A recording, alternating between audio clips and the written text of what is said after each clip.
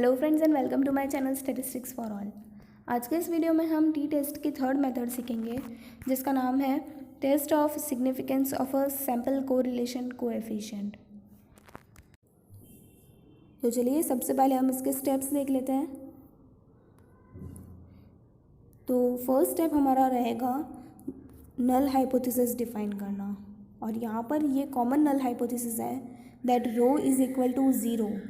ये जो साइन है ना, इसे हम रो बोलते हैं।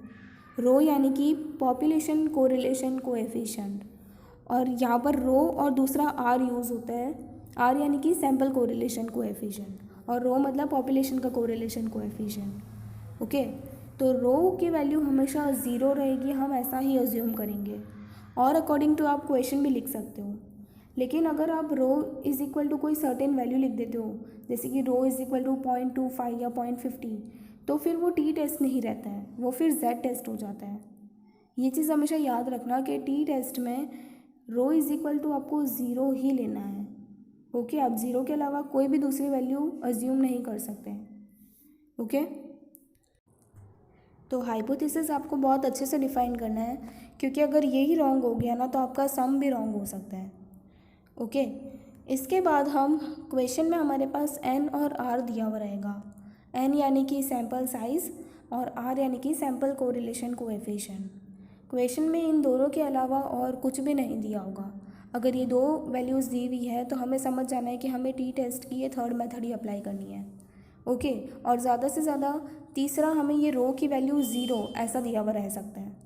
ओके, अगर नहीं भी दिया होगा तो रो की वैल्यू तो हमें ज़ीरो ही अज्यूम करनी है। बाकी तो एन और आर के अलावा क्वेश्चन में कुछ भी नहीं होगा। ओके, और इसके बाद हम टी की कैलकुलेटेड वैल्यू फाइंड करेंगे। इसकी फॉर्मूला है r multiplied by √n-2 upon √1 minus r square. ये फार्मूला से आप टी कैलकुलेटेड वैल्यू फाइंड करोगे, और फिर हम डिग्री ऑफ फ्रीडम भी फाइंड कर लेंगे n-2, और फिर लास्ट में हम टी की टेबल वैल्यू ऑब्जर्व करेंगे टी टेबल में से। उसे कैसे ऑब्जर्व करते हैं ये जब मैं आपको सम करवाऊँगी तब सिखा दूँगी। ओके, और फिर हमें टी की कैलकुलेटेड वैल्यू और टेबल वैल्यू को कंपेयर करना है, और ये कंडीशन याद रखनी है that T calculated value should be lesser than और equal to T table value. अगर ये कंडीशन सेटिस्फाई हो रही है ना तो हम एच नॉट को एक्सेप्ट कर लेंगे, लेकिन अगर ये कंडीशन सेटिस्फाई नहीं होती है तो एच नॉट हमारा रिजेक्ट हो जाएगा। और अगर हमारा एच नॉट रिजेक्ट हो जाता है तब हमारा ऑल्टरनेटिव हाइपोथेसिस H1 यहाँ पर मैंने नहीं लिखा है तो मैं आपको ओरली बता देती हूँ। H1 यहाँ पर हमें rho is not equal to zero लिखना है। ओके, तो अगर एच नॉट रिजेक्ट हो जाएगा तो H1 एक्सेप्ट हो जाएगा। ओके, तो चलिए अब हम इसके सम्स कर लेते हैं। क्वेश्चन देखने से पहले हम एक बार ये देख लेते हैं कि क्वेश्चन में कौन से वर्डिंग्स दिए हुए रहेंगे या क्या क्या डेटा दिया हुआ रहेगा, जिससे हमें ये पता चल जाएगा कि टी टेस्ट की थर्ड मेथड ही अप्लाई होगी। ओके, तो when only one sample and one sample correlation coefficient is given, यानी कि एन और आर, ये मैंने आपको अभी पहले भी बताया था स्टेप्स में। जब एन और आर दिया हुआ रहेगा तब हमें टी टेस्ट के बारे में सोचना है कि ये मेथड अप्लाई हो सकती है। और दूसरा हमें देखना है rho is equal to zero दिया हुआ है या फिर नहीं दिया हुआ है। अगर रो की वैल्यू ज़ीरो एच नॉट ये पहले से ही दे दिया है हमें, तो हमें ये थर्ड मेथड ही अप्लाई करनी है। ओके, अगर ये दोनों कंडीशन सेटिस्फाई होती है ना तो हमें समझ जाना है कि टी टेस्ट की थर्ड मेथड अप्लाई होगी। ओके, तो चलिए क्वेश्चन देख लेते हैं।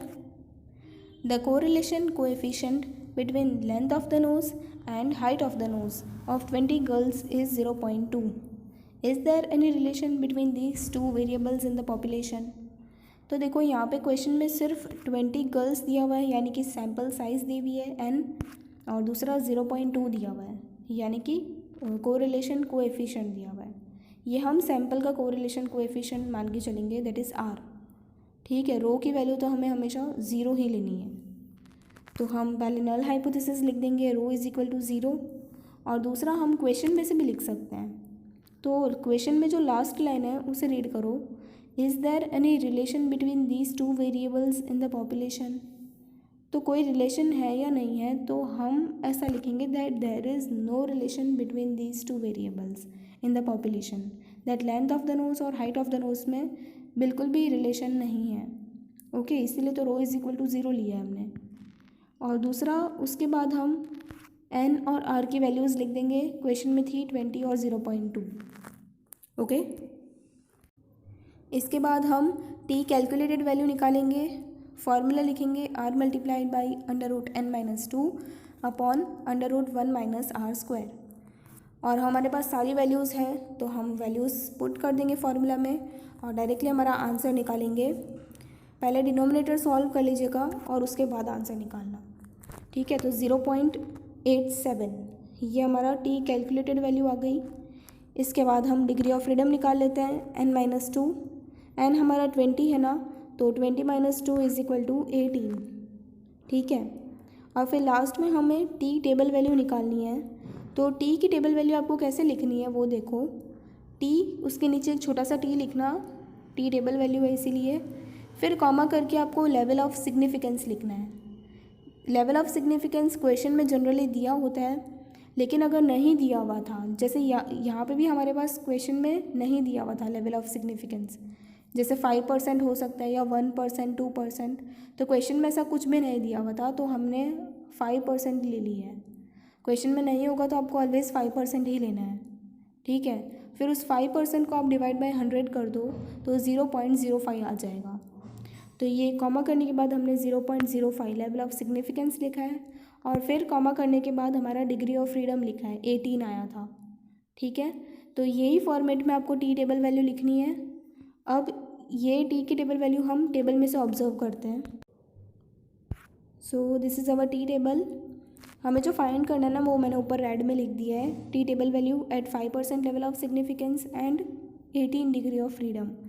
तो ये जो लेवल ऑफ सिग्निफिकेंस है ना 5%, ये आपको ऐसे ऊपर वाली हेडिंग में देखना है हॉरिजॉन्टली। ठीक है, 5% ये रहा 0.05।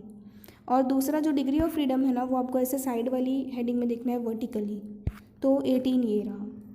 बस ये देखने के बाद इन दोनों का जहाँ पे इंटरसेक्शन हो रहा है, ये हमारी टी की टेबल वैल्यू हो जाएगी। तो यहाँ पे 2.101 आ रही है वैल्यू, तो इसे हम यहाँ पे लिख देंगे 2.101। और फिर हमें टी कैलकुलेटेड वैल्यू और टेबल वैल्यू इन दोनों को हमें कंपेयर करना है। और आपको वो कंडीशन याद है ना, that T calculated value should be lesser than और equal to T table value. तो यहाँ पे वो कंडीशन सेटिस्फाई हो रही है। ओके, तो हमारा H0 एक्सेप्ट हो जाएगा, यानी कि rho is equal to 0, that there is no relation between these two variables in the population. ये नल हाइपोथेसिस हमारा एक्सेप्ट हो गया। ओके, तो ये सम हमारा यहाँ पे कंप्लीट हो जाता है। अब ऐसा ही एक सम मैं आपको दे रही हूँ, जो आप खुद सॉल्व कीजिए और उसका आंसर मुझे नीचे कमेंट बॉक्स में लिखकर बताइए, ताकि मैं आपको वापस से बता सकती हूँ कि आपका आंसर राइट आ रहा है या नहीं आ रहा है।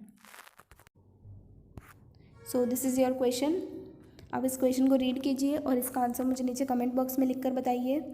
आई होप कि आपको ये मेथड भी अच्छे से समझ आ गई होगी। अगर आपको मेरा वीडियो पसंद आया तो प्लीज़ इसे लाइक कीजिए। अगर आपको वीडियो में कोई भी तरह का डाउट है तो मुझे कमेंट बॉक्स में पूछ लीजिए। और अभी तक आपने मेरे चैनल को सब्सक्राइब नहीं किया है तो प्लीज़ इसे सब्सक्राइब करें, ताकि आपको आगे की वीडियोज़ के अपडेट्स मिलते रहें। Thank you.